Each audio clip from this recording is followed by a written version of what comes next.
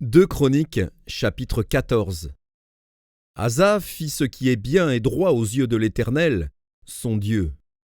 Il fit disparaître les autels de l'étranger et les hauts lieux, il brisa les statues et abattit les idoles. Il ordonna à Juda de rechercher l'Éternel, le Dieu de ses pères, et de pratiquer la loi et les commandements.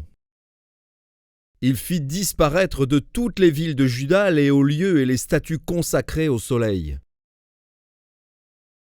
Et le royaume fut en repos devant lui. Il bâtit des villes fortes en Juda, car le pays fut tranquille et il n'y eut pas de guerre contre lui pendant ces années-là, parce que l'Éternel lui donna du repos. Il dit à Juda, « Bâtissons ces villes et entourons-les de murs, de tours, de portes et de barres.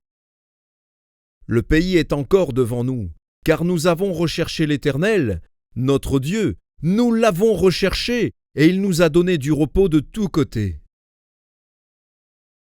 Ils bâtirent donc et réussirent. Asa avait une armée de 300 000 hommes de Juda, portant le bouclier et la lance, et de 280 000 de Benjamin, portant le bouclier et tirant de l'arc, tous vaillants hommes. Zérach, l'Éthiopien, sortit contre eux avec une armée d'1 million d'hommes et 300 chars, et il s'avança jusqu'à Marécha. Asa marcha au-devant de lui, et ils se rangèrent en bataille dans la vallée de Tsephata, près de Marécha. Asa invoqua l'Éternel, son Dieu, et dit, « Éternel, toi seul peux venir en aide aux faibles comme aux forts. Viens à notre aide, Éternel, notre Dieu. Car c'est sur toi que nous nous appuyons, et nous sommes venus en ton nom contre cette multitude. Éternel, tu es notre Dieu. Que ce ne soit pas l'homme qui l'emporte sur toi. » L'Éternel frappa les Éthiopiens devant Asa et devant Juda, et les Éthiopiens prirent la fuite.